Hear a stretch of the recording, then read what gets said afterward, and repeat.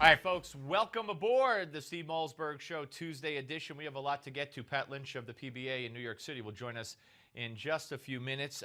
First of all, of course, the horrific slaughter of scores of children. I think over 120 children killed in the most gruesome of ways by the Taliban, who reportedly burned teachers alive in front of the pupils and then beheaded some of the children. This in Pakistan by the Pakistan Taliban.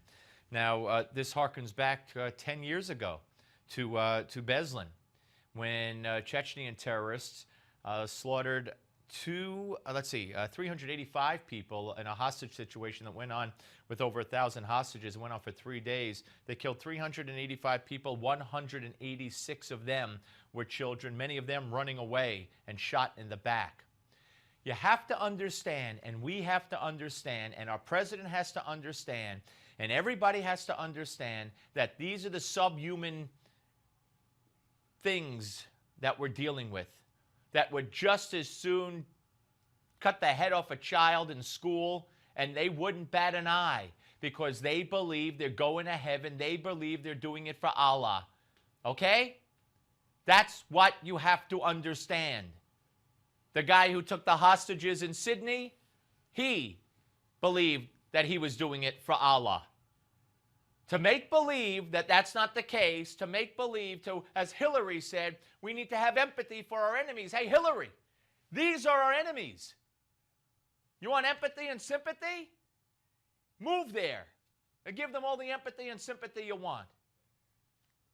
And until we wake up, until we understand it, until we have a president who could issue a statement condemning what happened today in Pakistan and use the name Taliban, which he did not use.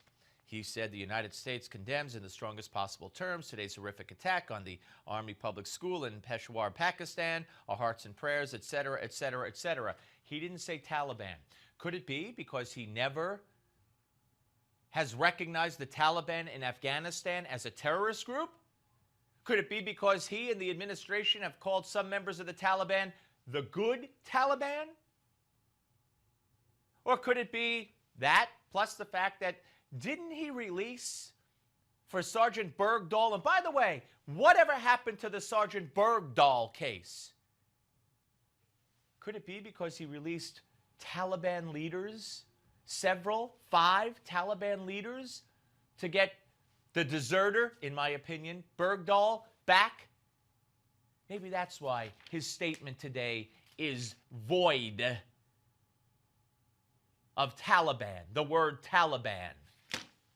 It makes me very angry. And folks, until we have a president and a leadership that's willing to say, these are the bad guys, here they are by name. Yes, they're terrorists. Yes, they're Islamic terrorists. Yes, they do it for Allah. And yes, we're in the fight of our lives. Because if you think it can happen in Beslan, and it can happen in Pakistan, and if you think it can't happen here, on a scale larger than Columbine, on a scale larger than Connecticut, then you are living in a fantasy world.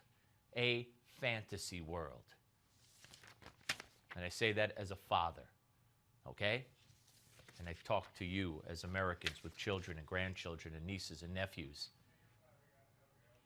It's sad. It's scary. Okay.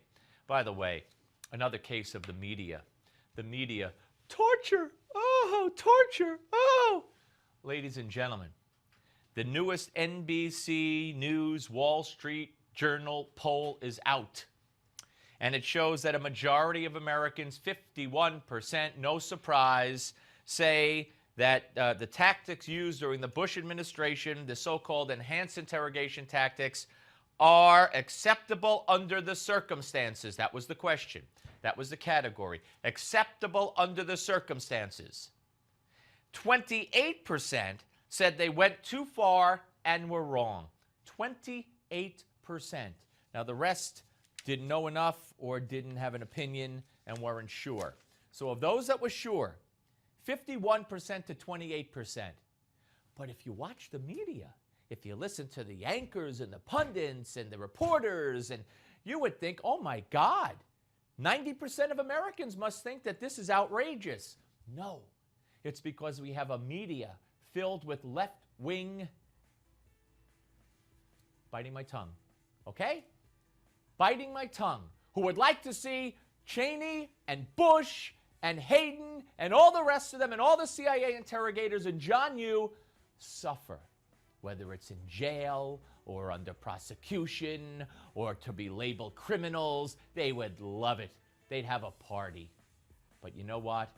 They're out of touch with America on every single issue. Remember that. Pat Lynch is next. Don't go away.